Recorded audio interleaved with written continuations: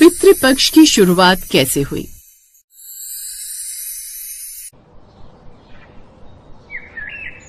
गांव हरिपुर में भाद्रपद मास का अंत हो रहा था। खेतों में धान की लहराती फसल और पेड़ों पर झूमती हवा का नजारा था। पूरे गांव में एक अलग सा वातावरण था, क्योंकि कल से पितृपक्ष शुरू होने वाला था। गांव के बच्चे उत्सुक थे, क्योंकि हर घर में पत्तल, तिल और खिचड़ी की चर्चा जो हो रही थी।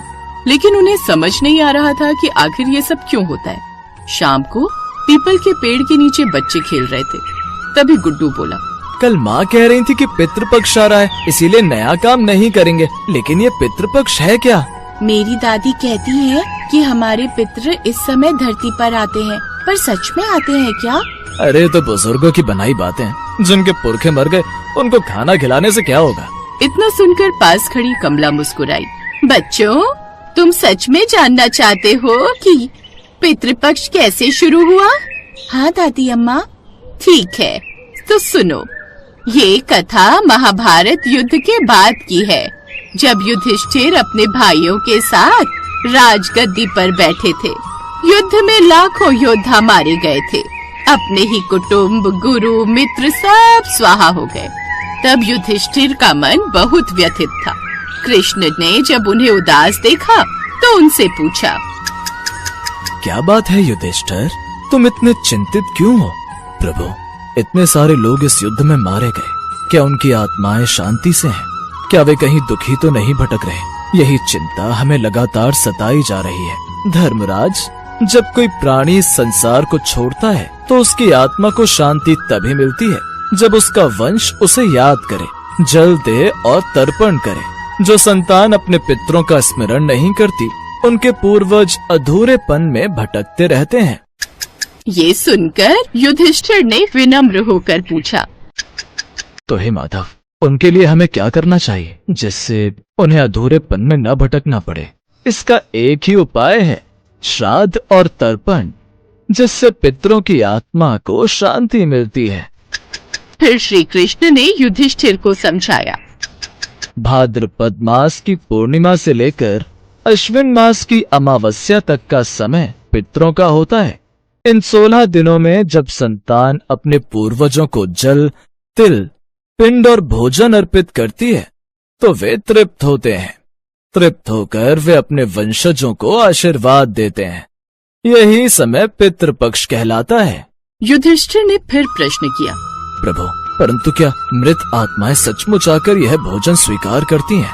कृष्ण मुस्कुराए और बोले, हे धर्मराज, आत्मा दृश्य है, वह भौतिक रूप में तो नहीं आती, लेकिन जब तुम श्रद्धा और विश्वास से अर्पण करते हो तो वह शक्ति उन्हें प्राप्त होती है। साथ ही जब तुम पितरों के नाम से दान और भोजन करते हो तो उसका पुण्य सीधा उनके लोक तक पहुंचता है, जिससे मनुष्य को आशीर्वाद प्राप्त होता है।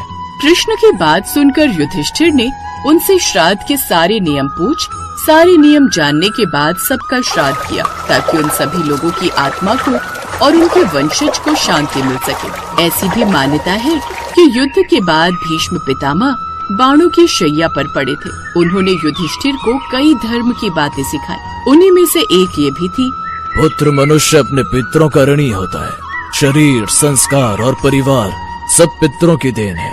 यदि वंशज श्राद्ध नहीं करता तो कुल की उन्नति रुक जाती है। इसलिए श्राद्ध और तर्पण करना संतान का परम कर्तव्य है। युधिष्ठिर ने पितामह की आज्ञा का पालन किया और श्राद्ध प्रारंभ किया। तभी से ये परंपरा पितृपक्ष के रूप में प्रचलित हो गई।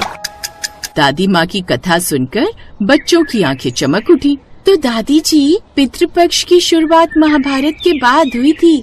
हाँ बेटी, भगवान कृष्ण और भीष्म पितामह ने ही युधिष्ठिर को ये विधि बताई थी। तभी से ये परंपरा चली आ रही है। पर दादी जी, अगर पितरों को भोजन नहीं कराया जाए तो क्या होता है? बेटा, तब आत्माएं असंतुष्ट रहती थी और असंतुष्ट आत्मा का असर वंशजों के जीवन पर भी पड़ता है।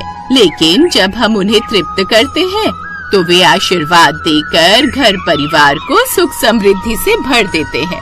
अगले दिन मोहन के घर श्राद्ध था। उसकी दादी ने खिचड़ी, कढ़ी, दाल, चावल और पूरी बनाई। पत्तल पर थोड़ा थोड़ा भोजन रखकर पिंड बनाए। दादी ये किसके लिए बना रही हैं? बेटा, ये तुम्हारे परदादा और उनके पूर्वजों के लिए है। मान्यता है ये पितृपक्ष में वे धरती पर आते हैं। हम जो कुछ अर्पित करते हैं वो उन तक पहुंचता है। क्या वो हमें देख रहे हैं? हाँ बेटा, विश्वास करो, वे तुम्हें आशीर्वाद देने के लिए यहीं खड़े हैं। फिर मोहन ने श्रद्धा से हाथ जोड़ दिए और अपने पितरों को नमन किया। अब गांव में सिर्फ पिंडदान ही नहीं बल्कि दान और सेवा भी हो रही थी। ये देख पंडित जी ने कहा, पितरों की तृप्ति का सबसे बड़ा साधन है दान और अन्नदान। जब हम उनके नाम पर गरीब को भोजन कराते हैं तो आत्माएं प्रसन्न होती हैं।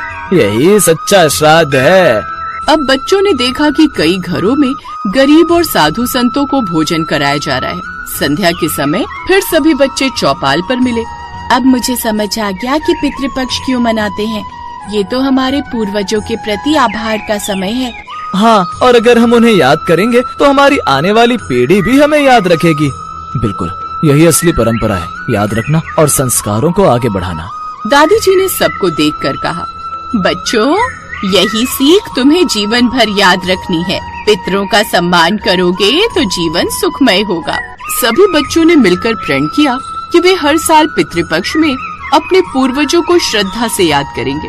इस तरह पितृपक्ष की शुरुआत महाभारत युद्ध के बाद हुई, जब युधिष्ठिर ने श्री कृष्ण और भीष्म पितामह से श्राद्ध की परंपरा सीखी। श्राद्ध और दान से पितरों की आत्मा तृप्त होती है। उनके आशीर्वाद से वंशजों का जीवन समृद्ध और सुखी बनता है। श्राद्ध वाले दिन पितृ पूजा कैसे करें? सबसे पहले पवित्र जल से स्नान और वस्त्र धारण करें। पितृपक्ष की पूजा शुरू करने से पहले सुबह जल्दी उठकर स्नान करें और स्वच्छ वस्त्र धारण करें। फिर घर के दक्षिण कोने में एक पवित्र स्थान तैयार करें, जिस पर सफेद कपड़ा बिछाएं। इस कपड़े पर जौ या काले तिल बिछाएं और पितरों की तस्वीर भी रखें। पितरों को जल अर्पित करने के लिए दक्षिण दिशा की ओर मुख करके खड़े हो जाएं।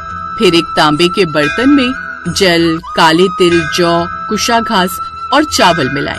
इस मिश्रण को अपने हाथों में भरें और सीधे हाथ के अंगूठे से 11 बार बर्तन में गिराते हुए पितरों का स्मरण करें। इस क्रिया को तर्पण कहते हैं। इस दौरान पितृ मंत्र या ओम पितृ देवताय नमः जैसे मंत्रों का जाप करें। श्राद्ध वाले दिन सात्विक व योग्य ब्राह्मण को भोज कराने के बाद यथाशक्ति वस्त्र, उपहार और दक्षिणा देकर विदा करें। ब्राह्मण भोजन से पहले गाय, कुत्ते, कौवे, चींटी और देवता के लिए भी भोजन पत्ते पर निकालें। यह भोजन पितरों को प्रसन्न करता है और उनका आशीर्वाद दिलाता है। पितरों की आत्मा की शांति और परिवार की सुख समृद्धि के लिए प्रार्थना करें।